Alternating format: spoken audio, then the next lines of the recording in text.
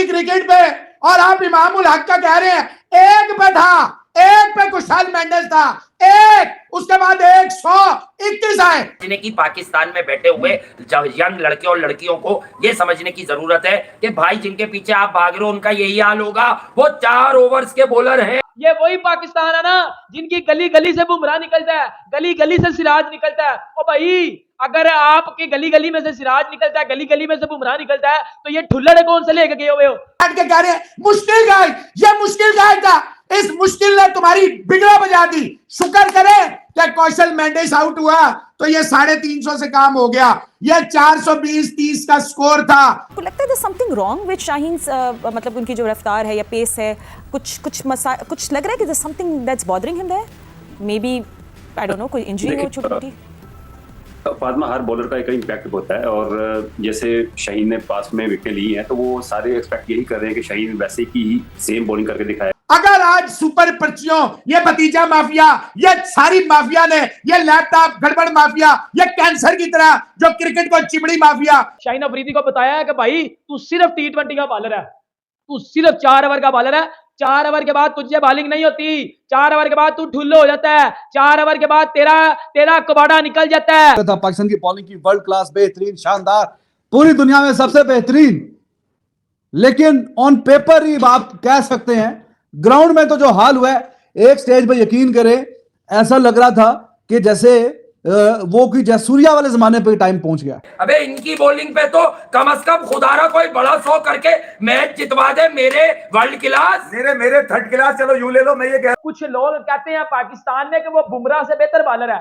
उनको ना सबसे पहले उनको मैं ये कहना चाहता हूं कि आप क्रिकेट की नॉलेज लेकर आओ। जसप्रीत बुमराह ने जो ऑस्ट्रेलिया के खिलाफ बॉलिंग की थी ना भाई, प्रॉपर लाइन और लेंथ नजर आ रही थी। हारिस रऊफ की स्पीड देख लें, शाहीन शाह 130 को टच कर रहा है, हसन अली तो पहले भी इतनी करता, शदाब आधी विकेट में बॉलिंग कर रहा है। जय हिंद दोस्तों। वर्ल्ड क्लास पाकिस्तान की बॉलिंग देख के पाकिस्तान की मीडिया तो सदमे में चली गई। श्रीलंका के बैट्समैनों ने ऐसी धुनाई करी कि पाकिस्तान के बॉलरों की मतलब हालत ही खराब हो गई। उनसे 140 की स्पीड में भी बॉल नहीं फेंकी गई। ये देख के पाकिस्तान में तो मातम सा छा गया। उनको इसी बात का गुरूर था कि पाकिस्तान के बॉलर 150 की स्पीड में बॉल फेंकते, अब तो 130-40 की स्पीड में फेंक रहे हैं बॉल। दोस्तों, अगर आप लोगों ने अभी तक वीडियो को लाइक नहीं किया है तो वीडियो को लाइक और चैनल को सब्सक्राइब जरूर करें। पाकिस्तान के बॉलरों की आज स्पीड 130-35 ही एवरेज थी। ये देख के पाकिस्तान की मीडिया को सदमा लग गया कि अगर भारत के सामने ऐसी स्पीड में पाकिस्तान के बॉलर बॉलिंग करेंगे तो भारत की टीम तो इनका क्या हाल करेगी। इन पाकिस्तानियों को अभी से ही डरावने ख्वाब आने लगे कि पाकिस्तान की ऐसी बॉलिंग के सामने भारत की बैटिंग क्या ही की टीम को छोड़ेगी। श्रीलंका ने टॉस जीत के पहले बैटिंग की और शुरुआत में श्रीलंका का पहला विकेट जल्दी गिर गया था। उसके बाद कुशल मेंडिस ने ऐसी पारी खेली कि पाकिस्तान के तो होश ही उड़ गए। हारिस रऊफ का जो एग्रेशन होता है उसको भी कुशल मेंडिस ने ऐसे उड़ा के रख दिया कि मतलब हारिस रऊफ मतलब शांति से बॉल डाल रहा था चुपचाप। श्रीलंका का लोअर ऑर्डर ने कुछ नहीं किया। अगर वो करता तो 400 रन आराम से बन जाते श्रीलंका की टीम के। लानत है ऐसी क्रिकेट पे और आप इमामुल हक का कह रहे हैं एक पे था, एक पे कुशाल मेंडेस था, एक उसके बाद 121 आए। और ये मैं आपको रिजवान हैदर साहब एक बात बता दूं आज कि ये हम जो है, हम सारे जो जर्नलिस्ट हैं, टीवी पे बैठते हैं, यूट्यूबर हैं, खुदा की कसम हमसे अच्छी वो है जो अपना जमीर नहीं बेचती। बाकी आप समझ जाएं या मैं क्या बोलूं। एक रन पे और वो सिकंदर बख्त और बाकी बदबख्त बैठ के कह रहे हैं मुश्किल गाइड, ये मुश्किल गाइड था, इस मुश्किल ने तुम्हारी बिगड़ा बजा दी। शुक्र करें कि कौशल मेंडिस आउट हुआ तो ये 350 से काम हो गया। ये 420-30 का स्कोर था। अगर आज सुपर पर्चियों, ये भतीजा माफिया, ये सारी माफिया ने, ये लैपटॉप गड़बड़ माफिया, ये कैंसर की तरह जो क्रिकेट को चिमड़ी माफिया, अगर आज आपके ओपनर ना चले, कम से कम 50 रन का ना दिया, बाबर आजम फिर जल्दी खेलने आया, बाबर आजम आउट हुआ, तो ये याद रखना कि आपको इबरतनाक शिकस्त जो है आपका इंतजार कर रही है। आज का मैच डिसाइड कर देगा कि पाकिस्तान इस टूर्नामेंट में कहां जाएगा, श्रीलंका इस टूर्नामेंट में कहां जाएगा। Third class, pathetic, injured. Haris Rauf की स्पीड देख लें, शाहीन शाह 130 को टच कर रहा है, हसन अली तो पहले भी इतनी करता, शदाब आधी विकेट में बॉलिंग कर रहा है। 4 ओवर इफ्तिखार के बेहतरीन थे। आज आपने कभी सुना अपनी लाइफ में कि आपका चैंपियन बॉलर वो 9 ओवर करे, आपका दूसरा चैंपियन बॉलर भी 9 ओवर करे, आपका 2 ओवर कम मेन स्पिनर करे, आपका 1 ओवर कम दूसरा मेन स्पिनर करे, 4 ओवर आपका पार्ट टाइमर।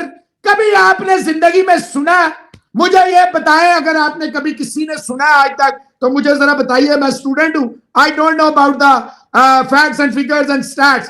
पाकिस्तान टीम की मेंटालिटी को, पाकिस्तान टीम को यहां तक इस नहज पे पहुंचाने का सारा सेरा ये जाता है नजम सेठी को पहले, और फिर उसके जो बाद में आया जी मिकी आर्थर की बात करें तो मिकी आर्थर अभी प्रेस कॉन्फ्रेंस में बहुत तारीफें कर रहा था पाकिस्तान की बॉलिंग की, वर्ल्ड क्लास, बेहतरीन, शानदार, पूरी दुनिया में सबसे बेहतरीन।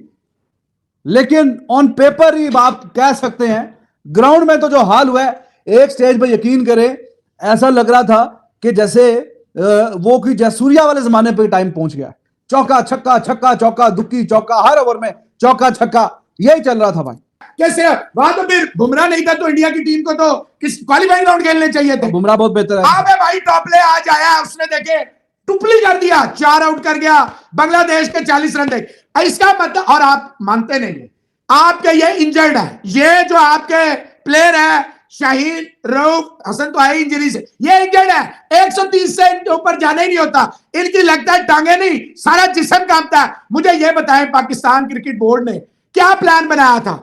ये इतनी मुश्किल से शाहीन इतने अरसे के बाद, कुछ लोग कहते हैं पाकिस्तान में कि वो बुमराह से बेहतर बॉलर है। उनको ना सबसे पहले उनको मैं ये कहना चाहता हूं कि आप क्रिकेट की नॉलेज लेकर आओ। जसप्रीत बुमराह ने जो ऑस्ट्रेलिया के खिलाफ बॉलिंग की थी ना भाई, प्रॉपर लाइन और लेंथ नजर आ रही थी।